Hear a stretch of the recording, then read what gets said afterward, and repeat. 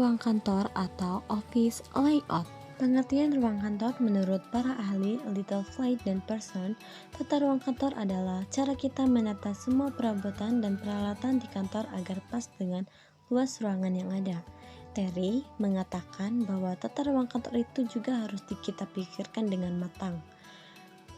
Kita harus menentukan ruangan apa saja yang dibutuhkan, berapa ukurannya, dan bagaimana cara menatanya agar pekerjaan bisa berjalan dengan lancar. Manfaat tata ruang yang pertama ada mencegah pemborosan tenaga dan waktu. Tata ruang yang baik akan membantu karyawan menemukan segala sesuatu yang mereka butuhkan dengan cepat. Yang kedua, menjamin kelancaran proses pekerjaan. Ketika semua peralatan dan perlengkapan berada di tempat yang tepat, pekerjaan dapat dilakukan dengan lebih efisien. Yang ketiga ada memungkinkan pengguna ruang kerja secara efisien, yaitu suatu luas lantai dapat digunakan untuk keperluan yang sebanyak-banyaknya. Tata ruang yang baik akan memaksimalkan penggunaan setiap sudut ruangan. Artinya setiap sudut ruangan akan memiliki fungsi yang jelas dan tidak ada ruang yang terbuang sia-sia. Yang keempat, ada mencegah para pegawai di bagian lain terganggu oleh publik yang akan menemui suatu bagian. Tata ruang yang baik juga akan mempertimbangkan faktor privasi dan fokus kerja. Dari tujuan tata ruang kantor itu adalah menciptakan lingkungan kerja yang efisien dan produktif, nyaman bagi karyawan, serta memberikan kesan yang baik bagi pihak dari luar. Bentuk tata ruang kantor.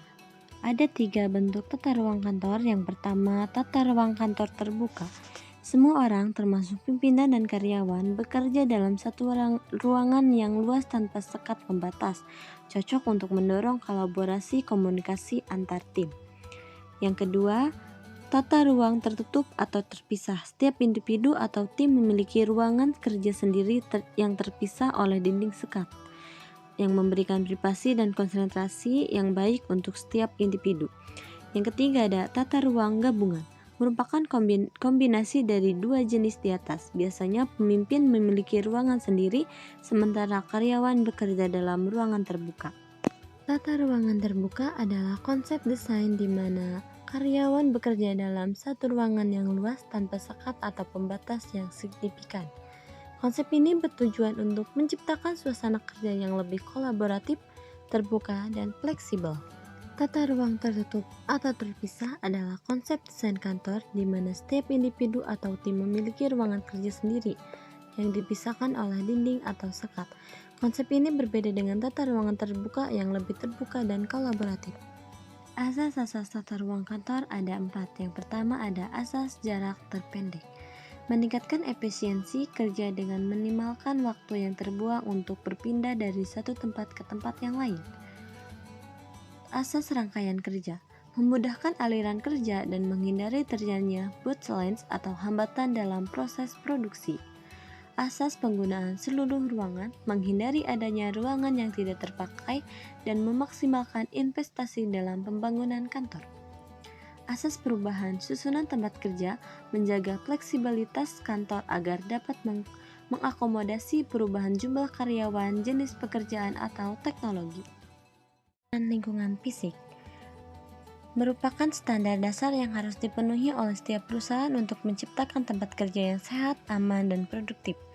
Dengan memenuhi persyaratan ini, perusahaan tidak hanya akan meningkatkan kinerja karyawan, tetapi juga akan mematuhi peraturan perundang-undangan yang berlaku. Faktor yang mempengaruhi tata ruangan kantor. Keempat faktor di atas saling terkait dan berinteraksi satu sama lain. Dengan memperhatikan faktor-faktor ini, Anda dapat menciptakan lingkungan kerja yang nyaman, produktif, dan inspiratif. Warna. Ketiga, pilihan warna ini yang sangat tepat yang dapat mempengaruhi suasana dan produktivitas kerja. Dengan memahami pengaruh psikologis dari setiap warna, Anda dapat menciptakan lingkungan kerja yang nyaman, inspiratif, dan mendukung pencapaian tujuan perusahaan. Udara. Kualitas udara merupakan faktor yang penting perlu diperhatikan dalam menciptakan lingkungan kerja yang nyaman dan produktif. Dengan menjaga suhu dan kelembaban ruangan agar tetap optimal, kita dapat meningkatkan kenyamanan dan kesehatan karyawan, serta meningkatkan produktivitas perusahaan.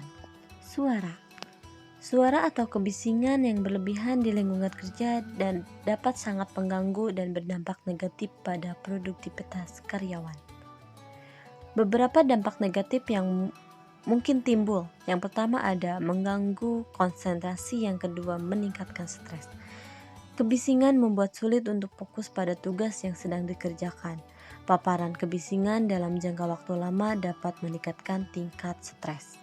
Solusinya yaitu menjauhkan ruang kantor dari sumber kebisingan, lokasi kantor, atau tata letak ruangan. Yang kedua, menggunakan bahan peredam suara.